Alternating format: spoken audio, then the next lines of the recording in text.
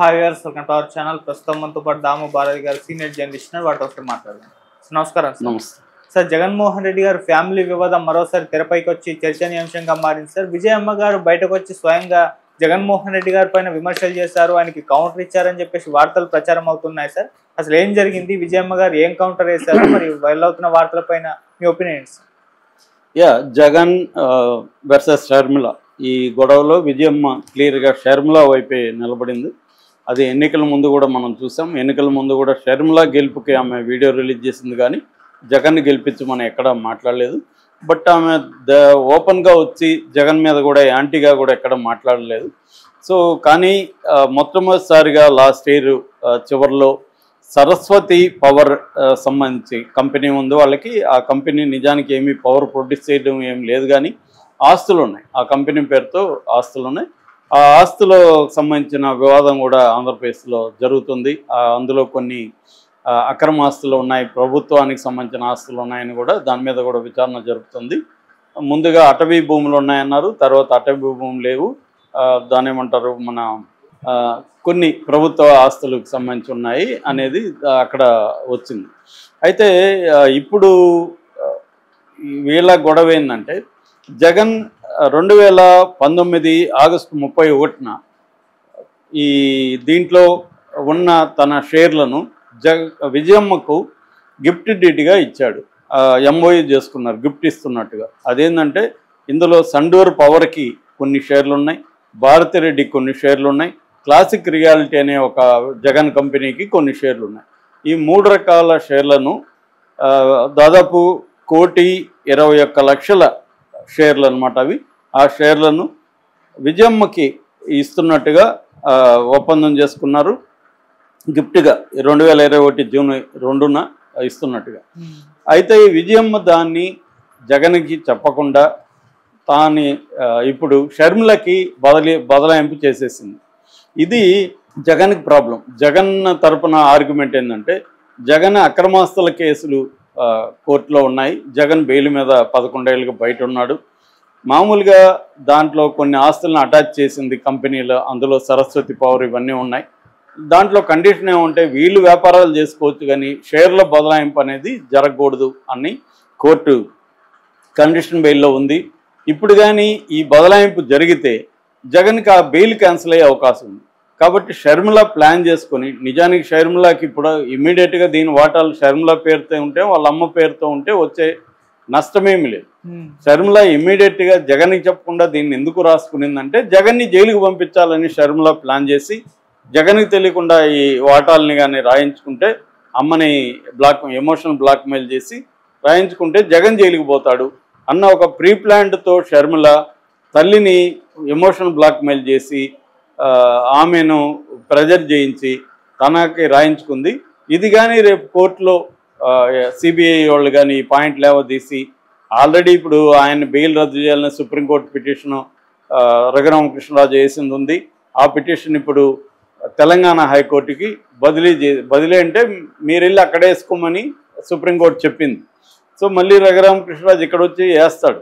వేసినప్పుడు ఆయన విషయంలో రేపొద్దున చూడు బెయిల్ కండిషన్లు ఇలా ఉన్నాయి, ఆస్తులు బదలాయింపు చేయకూడదు, కానీ జగన్ చేశాడు చూడండి అని కానీ పెడితే జగన్ బెయిల్ క్యాన్సిల్ అవుతుంది కదా అనేది జగన్ తరపున మాట్లాడుతున్న వాళ్ళ ఆర్గ్యుమెంట్. దానికి వాళ్ళు ఒప్పుకోవట్లేదు, అట్లాంటివి ఏమీ లేవు, ఇవి ప్లెడ్జ్లో లేవని వాళ్ళు ఆర్గ్యూ చేస్తున్నారు. ఇదంతా మనకు కోర్టు తేలాలి, ఎందుకంటే మనం అగ్రిమెంట్లు చూడలేదు, ఏ అగ్రిమెంట్లో ఏముందో మనకు తెలియదు. కాబట్టి వీళ్ళ కౌంటర్ ఆర్గ్యుమెంట్స్ మాత్రమే మనం చూస్తున్నాం. అందులో ఏది నిజం ఉందో మనం దూరం నుంచి సపోర్ట్ చేయలేం, తెలియదు మనకి. కానీ వాళ్ళ ఆర్గ్యుమెంట్స్ ఇవన్నమాట. జగన్ ఆర్గ్యుమెంట్ ఏమో ఇప్పటికిప్పుడు అవసరం లేదు, తల్లిని ఎమోషనల్ బ్లాక్ మెయిల్ చేసి ఈమె రాయించుకుంది, దీనివల్ల జగన్ బెయిల్ క్యాన్సిల్ అయ్యి జగన్ జైలుకి పోయే అవకాశాలు ఉన్నాయి. సో అందువల్ల జగన్ ఎంఓయూలో ఏం రాస్తాడంటే, కేసులు అయిపోయినాక నీ వాటాలు నీకు ఇస్తానని జగన్ ఎంఓయూ కూడా రాయించాడు. ఈమె తొందరపడుతుంది, ఎందుకంటే ఆమెకేదో అవసరం అయ్యో కాదు, జగనే జైలుకి పంపించే కుట్రతోనే ఇది చేస్తుంది అనేది వాళ్ళు మాట్లాడేది. సో ఏదేమైనా ఒక బిట్టర్ రైవలరీ వాళ్ళిద్దరి మధ్య వచ్చేసినప్పుడు, అతని నాశనాన్ని ఈమె నాశన అతను కోరుకునే ఒక పరిస్థితి వచ్చేసినప్పుడు తల్లి ఆమె ఒత్తిళ్ళు ఏమున్నాయో తెలియదు మనకి. ఆమెకి భారతిరెడ్డికి మధ్య గొడవలు ఉండే అవకాశం ఉంది. అందువల్ల తల్లి నేచురల్గానే కోడల కూతురు అన్నప్పుడు ఎవరైనా కూడా ఏం చేస్తారు, జనరల్గా కూతురు వైపు మొగ్గు చూపిస్తారు. అలాగా ఆమె కూతురు వైపే మొగ్గు చూపించింది, కూతురుతోనే ఉంటుంది. ఇప్పుడు ఏమైందంటే దీన్ని జగన్ ఈ వాటాల బదలాయింపు చెల్లదు లీగల్గా అని చెప్పి జగన్ ఏం చేశాడంటే ఎన్సిఎల్టీ అంటారు, నేషనల్ కంపెనీ లా ట్రిబ్యునల్ అని ఉంటుంది. ఈ ఎన్సిఎల్టీలో ఆయన కేసు వేశాడు.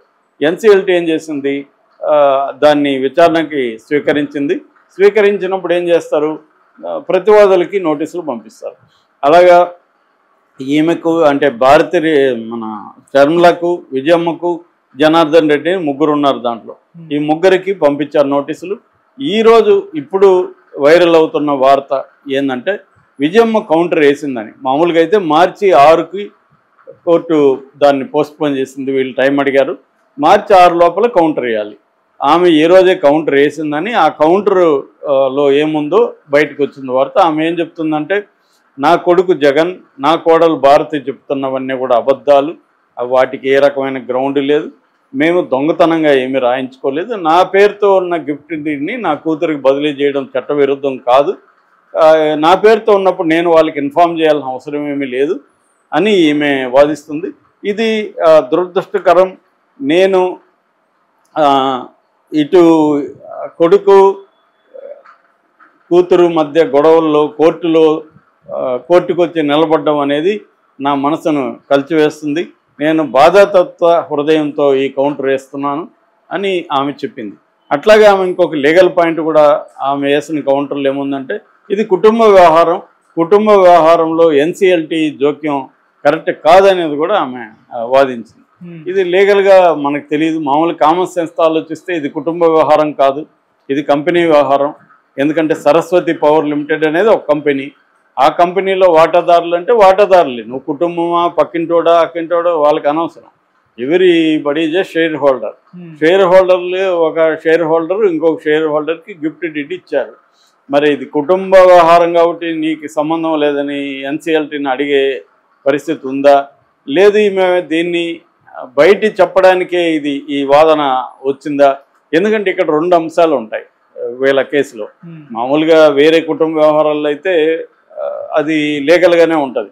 ఇక్కడ రాజకీయంగా కూడా ఈ కేసు బలమైంది. ఎందుకంటే తెలుగుదేశానికి దీనికి సంబంధమే లేదు.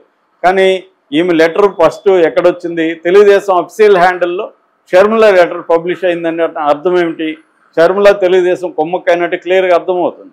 ఎందుకంటే enemy of the enemy front అనే ఫిలాసఫీతో జగన్కి ఎనిమీ ఎవరు, చంద్రబాబు, పవన్ కళ్యాణ్ వీళ్ళు కాబట్టి ఆటోమేటిక్గా షర్మిల వీళ్ళ హెల్ప్ తీసుకునే అవకాశం ఉంది.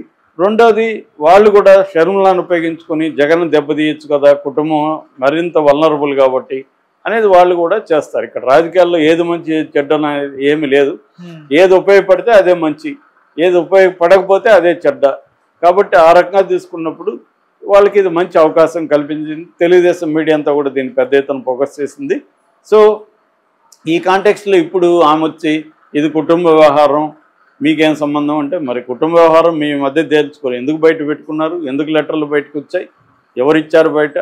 కాబట్టి ఇది కుటుంబ వ్యవహారం అంటే ఎవరు కూడా ఇప్పుడు ఒప్పుకునే పరిస్థితి లేదు. కుటుంబ వ్యవహారం అంటే మీ కుటుంబంలో తేల్చుకొని ఉండాలి. కానీ మాకెందుకు చెప్పారు, పబ్లిక్కి మీరే కదా చెప్పారు, మీ లెటర్లు మీరు రాసుకున్నారు, జగన్ రాశాడు, ఇవన్నీ రాసినప్పుడు ఇంక మేము కూడా ఇన్వాల్వ్ అవుతాం కదా, మాకు చెప్పకపోతే మేము పట్టించుకోం. ఇప్పుడు మన సమస్య మన ఇంట్లోనే ఉంటే పట్టించుకోం, పక్కింటోడికి పోయి ఊదామనుకో చెవులో, వాళ్ళు ఇంకొక 10 మందికి చెప్తారు, అది స్ప్రెడ్ అయిపోతుంది. అప్పుడు నువ్వు మా కుటుంబ సమస్య కదరా, నీకేం సంబంధం అంటే, అట్లాంటప్పుడు నువ్వు మాకు చెప్పకూడదు అనేది అడుగుతారు.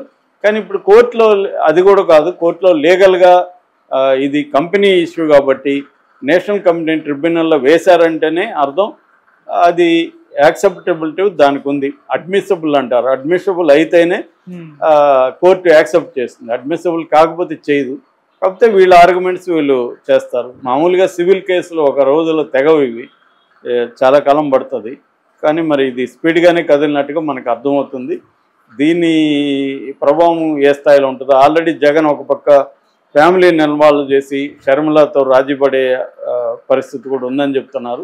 షర్మిల మాత్రం అంత ఈజీగా వదిలిపెట్టదని అర్థమవుతుంది. ఆమెకు పార్టీ నాశనమైన, కాంగ్రెస్ పార్టీ నాశనమైన, రాష్ట్రం నాశనమైన అనవసరం. జగన్ నాశనమే ఆమెకు కావాలి. ఎందుకంటే పగబట్టింది ఆమె. సో అది దాన్ని మనం తీర్పు అయితే మనం ఇవ్వలేం. కోర్టు ఏం చెప్తుందనేది చూడాలి. Okay sir, thank you so much.